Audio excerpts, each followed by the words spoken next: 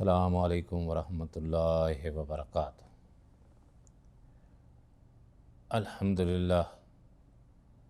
الحمدللہ رب العالمین، الصلاۃ والسلام علی رسول اللہ، اشہد ان لا الہ الا اللہ و اشہد ان محمدا عبدہ ورسولہ۔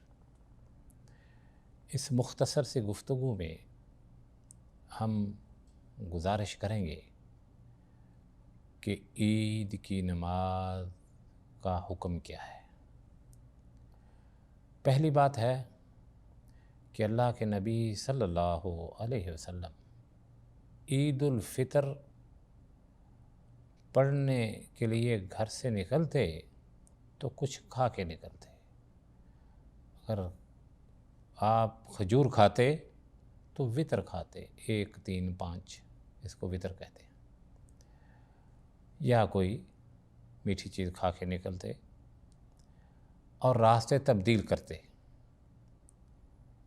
چھوٹی عید ہو، عید الفطر ہو یا عید الاضحیٰ، اس میں راستے تبدیل کر کے جس راستے سے جانا اس سے واپس نہیں آنا، دوسرے سے آنا۔ اگر اس کی سہولت ہو، آسانی سے آدمی کام کر سکتا ہو، کوئی خوف ڈر دشمن کا، کوئی فساد نہ ہو، تو ایسے کرے آدمی۔ تو اس لیے راستوں کا تبدیل کرنا یہ سنت ہے۔ عید الفطر کی نماز کو آپ دیر سے پڑھتے، دیر سے نہیں 11 بجے تک پڑھتے، دیر سے یعنی تھوڑے سے لیٹ ہو جاتے، اور عید الاضحیٰ کی عید کو آپ جلدی پڑھتے کیونکہ بعد میں قربانی دینی ہوتی۔ تو آپ عید الاضحیٰ کی نماز کے لیے نکلتے تو کچھ کھا کے نہ نکلتے، تو آپ صلی اللہ علیہ وسلم اس دن کھانے کی ابتدا قربانی کے گوشت سے کرتے۔ عید الاضحیٰ یا صلاۃ العید کا حکم کیا ہے؟ صلاۃ العید اکثر فقہا کے نزدیک سنت ہے اور سنت مؤکدہ ہے۔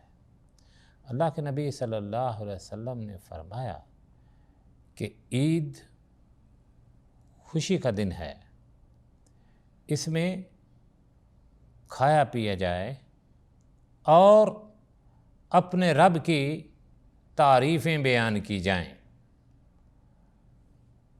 حمد و ثنا، اللہ اکبر، سبحان اللہ، الحمدللہ، تکبیریں کہنا، یہ مسنون ہے۔ عید کے دن اپنے مسلمانوں کو تہنیہ مبارکباد دینا، اور مبارکباد دینا ہر ملک میں الگ الگ طریقہ کار ہے، سنت کے مطابق ہو، ان کو عید مبارک کہنا، ایک نمبر۔ دوسرے نمبر پر اللہ کے نبی صلی اللہ علیہ وسلم نے پسند فرمایا کہ عید کی نماز کھلے میدان میں پڑھی جائے۔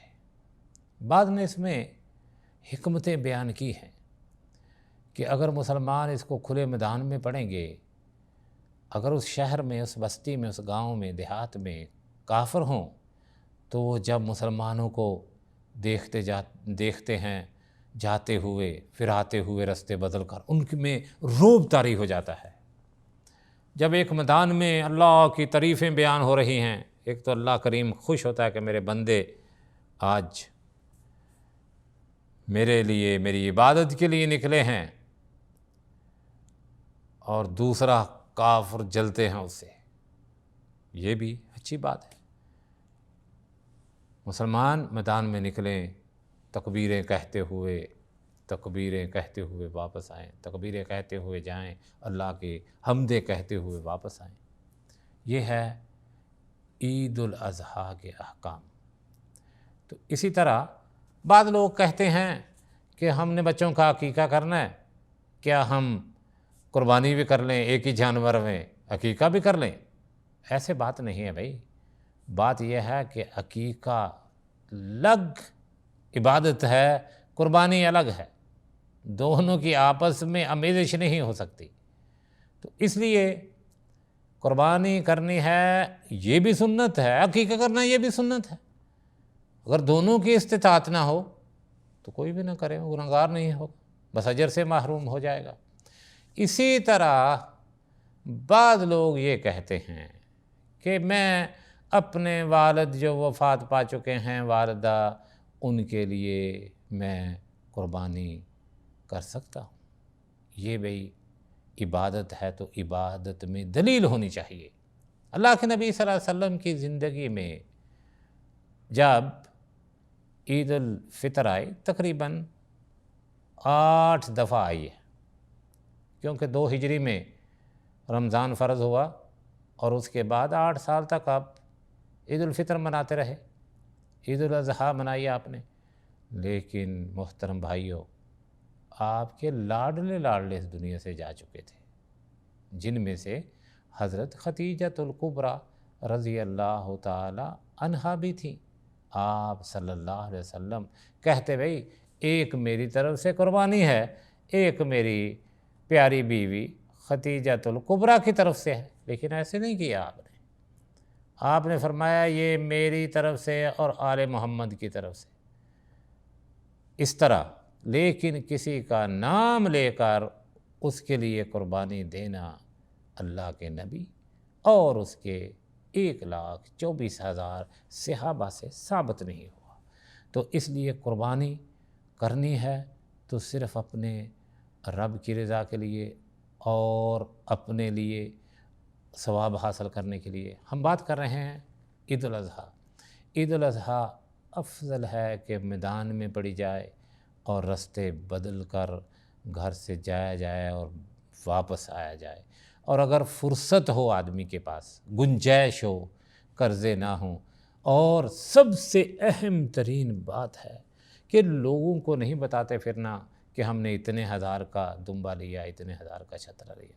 تو اس لیے قربانی اور عید دونوں عبادتیں صرف اس لیے کہ اللہ کا تقرب حاصل کرنے کے لیے ہوں۔